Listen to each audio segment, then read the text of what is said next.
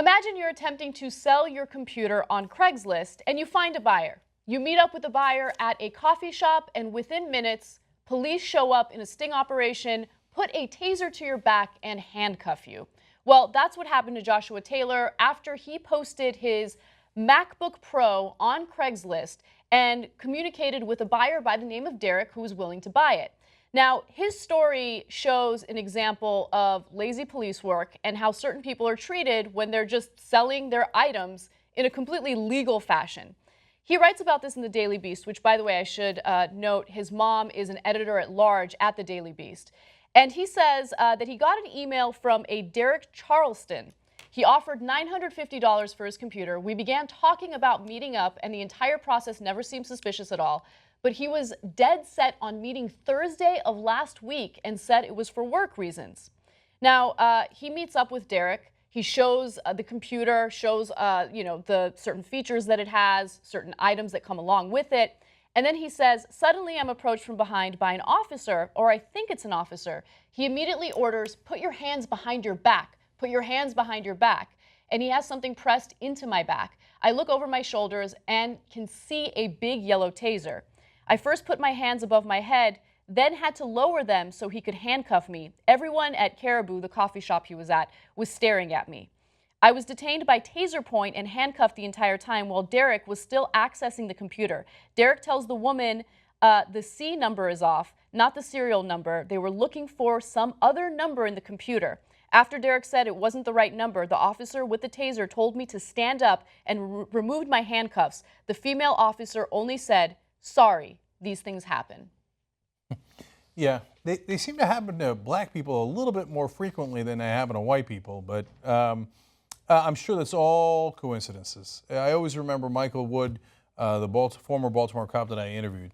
He in the beginning of the interview, he said, did you think that black people were all lying for the last 100 years when they say that the cops assume certain things about them and sometimes abuse them, etc.? No, they didn't. It's not a conspiracy theory where they all made it up all across the country.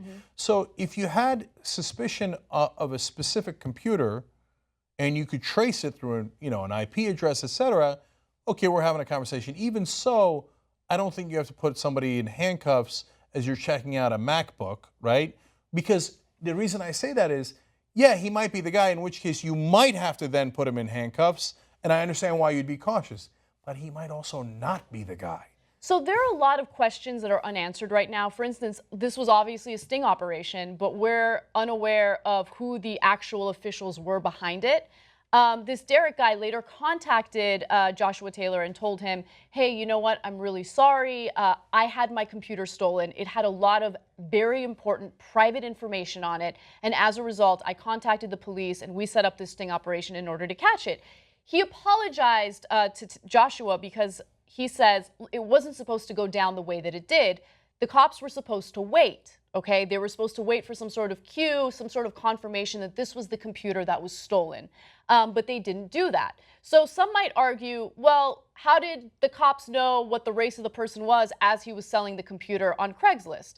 Well, that part doesn't really matter because as this was kind of going down, the cops were already there. They were watching as things were happening, and they decided to intervene prematurely, which led to this completely innocent guy being completely humiliated at this coffee shop. And again, look, these guys don't necessarily know that they're being biased, right? So they have an immediate reaction, and if they saw, I don't know, you name it, a hipster, a guy in a suit, right?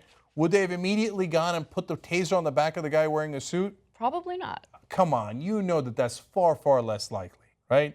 And look, and I've talked about this in the context of what I do. And I kid around on the show that if you wear a blazer like this, there's almost nowhere in the country you couldn't walk into. Like, I'll walk into fancy hotels and sit in the restaurants that I'm not attending, and I'll read, I'll do whatever I want. I got a blazer on, okay? But if you're black, hurry up, handcuff them, taser, etc. Now, it doesn't mean that the guys who did it are bad guys. I'm not even saying that. Yeah. It just means that they have an instinctual reaction, and we talk about these stories so that we can get past those instinctual reactions, because it's totally unfair to the black community in this country. Yeah, I mean, look, I think about all the different things that I don't have to worry about. And this is not a situation that I would ever have to worry about, okay? If I was sitting there with Derek trying to sell my used MacBook Pro, I wouldn't be concerned about cops assuming that I stole that item.